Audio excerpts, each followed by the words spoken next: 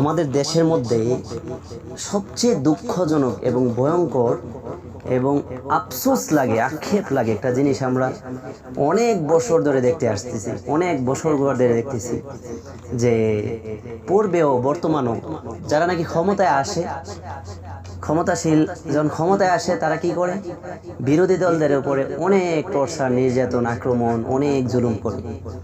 তবে সবাই না, সবাই যে ক্ষমতায় আসলেই যে বিরোধীদের উপরে টর্চার নির্যাতন করেন না, কিছু কিছু লোক ক্ষমতায় আসার পরে ক্ষমতায় মানে যখন সে ক্ষমতার অধিকারী হয় এবং ক্ষমতার চেয়ারে বসে, তখন সে মনে করে কি জানেন যে এই ক্ষমতায় তাকে তার চিরস্থায়ী। সে এরকম চিন্তা করে না যে আরে আজ কিছুদিন আগে পূর্বে আমাদের ক্ষমতা ছিল না, এখন ক্ষমতায় আমরা আসছি, একটা সময় এরকম হইতে পারে আমার হাতে ক্ষমতা থাকবে না, কারণ পূর্বে আমার থেকে আরো হাজার হাজার ক্ষমতাশীলরাও একটা সময় ক্ষমতা ছিল, কিন্তু এক পর্যায়ে তাদের থেকে মানুষ ক্ষমতা চিনিয়ে নেই, এক পর্যায়ে ক্ষমতা তাদের ছাড়তে বাধ্য হয়। ওইরকম ইতিহাসটা যদি প্রত্যেকটা ক্ষমতাশীলরা ক্ষমতা আসার পরে মনে রাখতো, তাহলে কিন্তু আজকে আমাদের দেশে যে বর্তমান যে ভয়ঙ্কর পরিস্থিতিগুলো করতেছে এগুলা কিন্তু তাদের উপর আজ ঘটতো না। খুব আফসোস লাগে যে আমাদের দেশে যখন দেখি যে বিভিন্ন বড় বড় ক্ষমতাশীল যারা একটা সময় অনেক ক্ষমতাশীল ছিল, অনেক বড় বড় মানে অনেক কথা বলতো এবং যাদের ক্ষমতায় মানুষ থানা, জেলা, গ্রাম থরথর করে কাঁপতো, আজ তারা মজলুম হয়ে গেছে। তাদের পরে বিভিন্ন বিরোধী দলেরা একটা সময় যাদের হাতে ক্ষমতা ছিল, আজ ক্ষমতা যাওয়ার কারণে ওই বিরোধী যে দলরা এখন ক্ষমতার মধ্যে আছে তারা কি করতেছে, তাদের উপরে বিভিন্নভাবে আবার জুলুম, টর্চার, নির্যাতন করতেছে। হ্যাঁ, তবে ক্ষমতায় থাকা অবস্থায় কোনো দলই, শুধু আমাদের দেশ না সারা পৃথিবীতে ক্ষমতা থাকা অবস্থায় ক্ষমতা চেয়ার আসার পরে ক্ষমতাকে এরকম কোনো ব্যবহার করতে নাই যে একটা পর্যায়ে ক্ষমতা যাওয়ার পরে যেন জীবনে বেঁচে থাকতে কষ্ট হয়ে যায় বা জীবনে ঝুঁকিপূর্ণ হয়ে যায়। এমনকি ফ্যামিলি সহ আমাদের ক্ষমতা যাওয়ার পরে আমাদের ফ্যামিলি সহ আমাদেরকে দেশ ত্যাগ করতে হবে, বাড়ি ত্যাগ করতে হবে, অথবা দুনিয়া ছেড়ে চলে যেতে হবে নির্যাতনের শিকার হয়ে। এরকম কাজ করতে নাই। ক্ষমতাশীলদের, প্রত্যেকটা ক্ষমতাশীলদের বোঝা উচিত যে ক্ষমতা থাকা অবস্থায় আমরা এরকমভাবে আমাদের ক্ষমতা ব্যবহার করব যেন আমাদের ক্ষমতা চলে গেল আমাদেরকে মানুষ সম্মান করে, আমাদের জীবনে ঝুঁকি না আসে বা আমাদের ফ্যামিলির জীবনে ঝুঁকি না আসে। এটা হচ্ছে 1 নম্বর পয়েন্ট। আর 2 নম্বর পয়েন্ট হচ্ছে যে দেখেন আমাদের দেশে ক্ষমতায় আসলে কি বিরোধী দলকে মারতে হবে? ঠিক আছে, যারা জুলুম করে ক্ষমতা থাকা অবস্থায় তাদেরকে বিচারের আওতায় নিয়ে আসে।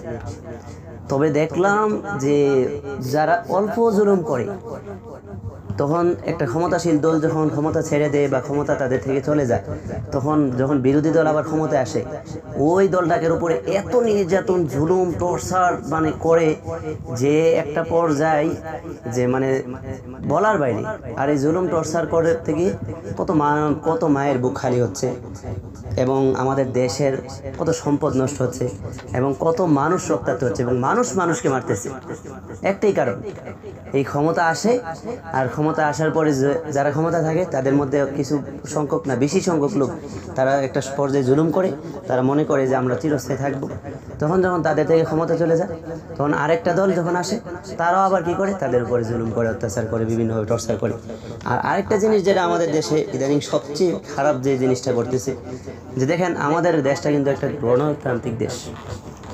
এখন কিছু মানুষ বলতে পারেন যে দেশ কি গণতান্ত্রিক হিসাবে আছে বা এই স্বীকৃতি হিসাবে আছে, তবে পরিস্থিতির কারণে অনেক সময় কিছু রং বদল হয় বা যারা ক্ষমতায় আসে তখন তারা ক্ষমতা ধরে রাখতে গিয়ে কিছু সিস্টেম ভিন্ন করার চেষ্টা করে। তবে পূর্বে যারা চালাইছেন তারাও কিন্তু একবারে দুধের দোয়া তুলসী পাতা না একটা মানুষ। তবে আমাদের এখন উচিত আমাদের দেশের মানুষ যারা ক্ষমতায় আসে তারা যদি আল্লাহ রাসূলুল্লাহ সাল্লাল্লাহু আলাইহি সাল্লামের মানে জীবনে অনুসরণ করত, যে রাসূল যখন ক্ষমতায় ছিল না তখন যখন রাসূলকে বিভিন্ন কাফের, ইহুদি, নাসারা, রাম বামরা অনেক টর্চার করছিল, যখন রাসূল সাল্লাল্লাহু আলাইহি ওয়াসাল্লাম এক পর্যায়ে ক্ষমতায় আসে তখন বিভিন্ন রাম বাম, বিভিন্ন ইহুদি, নাসারা, বেদিনরা কিন্তু অনেক ডর বয়ে পরিস্থিতি ভয়ানক হয়ে গেছিলো। যখন রাসূল সাল্লাল্লাহু আলাইহি ওয়াসাল্লাম ক্ষমতা আসছিল তখন কিন্তু উনি ক্ষমতায় আসার পরে তাদেরকে ক্ষমা করে দেয়। তো ওনার এই একটা মানবতা দেখে, রাসূলের এই ক্ষমার ঘোষণা শুনে বিভিন্ন ইহুদি, নাসারা, কাফের এবং যারা জালেম ছিল, যারা রাসূলকে অনেক আঘাত, টর্চার, নির্যাতন করতো, তারা ওনার এই মানবতা, ওনার এই দয়া দেখে হাজার হাজার মানুষ ভালো পথে চলে আসছে এবং হাজার হাজার বেঈমান ঈমান নিয়ে আসছে। তো আপনারাও ওই জীবনই শিক্ষা অর্জন করেন বর্তমান যারা ক্ষমতায় আছেন আপনারা ওই জীবনী শিক্ষা অর্জন করেন যে আমাদের কান্ট্রি তো মুসলিম কান্ট্রি, তাই না? আমরা ওই জীবনীটা যদি অনুসরণ করি আমাদের তো কোনো ক্ষতি নাই, তাই না? সর্বোত্তম জীবনী হচ্ছে রাসূল সাল্লাল্লাহু আলাইহি ওয়াসাল্লামের জীবনী। যার জীবনী যদি পালন করতে পারেন, মানতে পারেন, আপনার জীবনটা সোনালী জীবন, স্বর্ণের জীবন থেকে দামি হয়ে যাবে। তো মানতে সমস্যা কোথায়? একটা সময় ক্ষমতাশীলরা ধরেন আপনাদের উপরে অনেক টর্চার করছে, জুলুম করছে, যা করে ফেলছে। রাসূলের জীবনী অনুসরণ করে ক্ষমা করে দেন। সর্বোত্তম কাজ হচ্ছে জালেমদেরকে ক্ষমা করে দেওয়া। যখন জালেমদের ক্ষমতা থাকা অবস্থায় মানুষ মজলুমদের উপরে অনেক টর্চার করে, যখন মজলুমরা একটা পর্যায়ে ক্ষমতায় আসে তখন প্রত্যেকটা মজলুম যদি জালেমদেরকে ক্ষমা করে দেয়, এদিক থেকে দেখবেন তারা শিক্ষা অর্জন করবে যে না, আমরা তো একটা সময় তাদের উপর অনেক জুলুম করছিলাম, কিন্তু আজকে তারা ক্ষমতায় আসার পর তারা আমাদের ক্ষমা করে দিছে। দেখবেন একটা সময় আমাদের দেশে এই সংঘর্ষটা কমে যাবে যদি ওই ক্ষমতাশীল ব্যক্তিরা যদি রাসূলুল্লাহ সাল্লাল্লাহু আলাইহি ওয়াসাল্লামের জীবনীর মধ্যে তারা যদি ওই জীবনী গ্রহণ করে এবং ওই জীবনের উপরে যদি তারা তাদের ক্ষমতা চলা এবং তাদের ক্ষমতার উপরে ওই জীবনের মধ্যে যদি তারা তাদের ক্ষমতা ব্যবহার করে, তখন ইনশাল্লাহ আমাদের দেশের এই মারামারি, হানাহানি, দ্বন্দ্ব এবং এই গুম খুন ইনশাল্লাহ অনেকটাই কমে যাবে, ইনশাল্লাহ, গ্যারান্টি।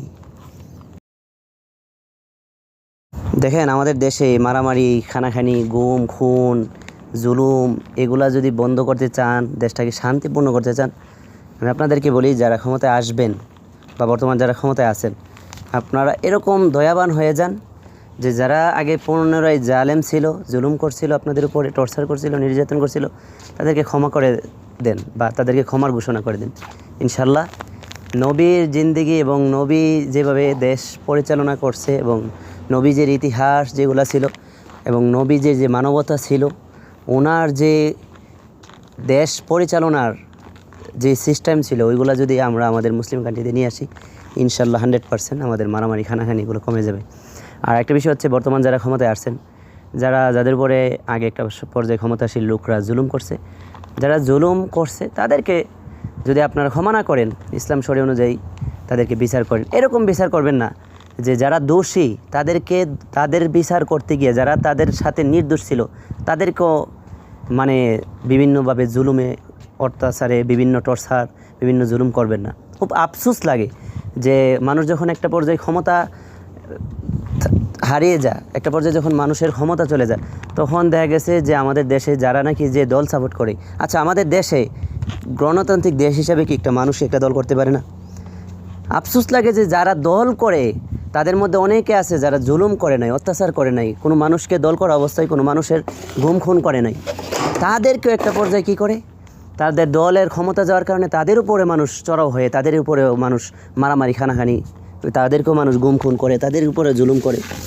আর এটা কেমন একটা জিনিস? আফসোস, যারা ক্ষমতা থাকা অবস্থায় কি ক্ষমতার সমস্ত দলেরাই কি গুম খুন করে, জুলুম করে? না। অত্যাচার করে? না। আমাদের দেশে মানুষ বিভিন্ন দল সাপোর্ট করতেই পারে, যার যে দল ভালো লাগে সেই দল সাপোর্ট করবে। কেউ আওয়ামী লীগ, কেউ বিএনপি, কেউ জামাত, কেউ শিবির, কেউ বিভিন্ন দল, তাই না?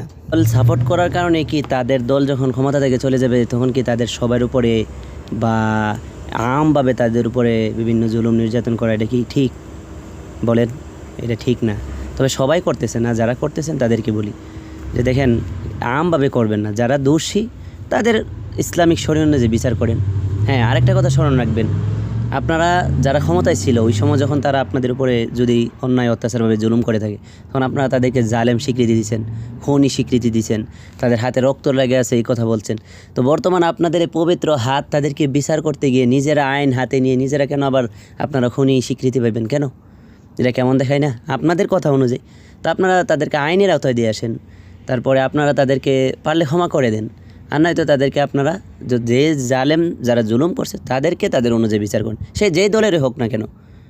এখানে শুধু আওয়ামী লীগ, বিএনপি এই কথা বলি না, এবং যেই সময় যে দলে আসেন না কেন, তারা ক্ষমতা থাকা অবস্থায় যারা জুলুম করবে তাদের ক্ষমতা যখন চলে যাবে, তখন আপনারা যখন ক্ষমতা আসবেন, তখন যারা জুলুম করছে মানুষের উপরে, গুম খুন করছে, জালেমগিরি করছে বা বিভিন্ন অত্যাচার টর্চার করছে, তখন তাদেরকে আপনার বিচারের আওতায় নিয়ে আসেন। আমভাবে তাদের ফ্যামিলির উপরে, তাদের বংশের উপরে, তাদের এবং কি যারা আওয়ামী লীগ বা যারা বিএনপি বা যারা যে সমস্ত দল ছিল ওই দল তারা কেন করছে, তারা কেন সাপোর্ট দিছে, আমভাবে সবার উপরে নির্যাতন করা, এটা কেমন মানবতা? তবে সবাই করতেছে না, যারা করতেছে তাদেরকে বলি তো যাই হোক, আল্লাহ তাআলা আমাদেরকে সহি বুঝ দান করুক। এই সমস্ত ফেতনা থেকে আমাদের দেশটা, আমাদের ছোট একটা দেশ, মানে এই ফেতনা মারামারি খানাখানি করতে করতে সোনার বাংলাদেশটাকে মানে কয়লার বাংলাদেশ করে ফেলতেছে। এটা সোনার বাংলাদেশটা কিন্তু সোনার বাংলাদেশ হিসাবে সোনা হিসাবে গড়তে পারতেছে না মানুষ। কারণ একটাই, ফেতনা, মারামারি, খানাখানি, কাটাকাটি, এবং এক দল ক্ষমতায় আসলে ওই দলের বিচার করে, ওই দল আসলে ওই দলের বিচার করে। যাক, আল্লাহ তাআলা আমাদেরকে, দেশকে, এই জাতিকে বোঝার তৌফিক দান করুক এবং ক্ষমা করার মন মানসিকতা আল্লাহ তাআলা প্রত্যেকটা মানুষকে দান করুক।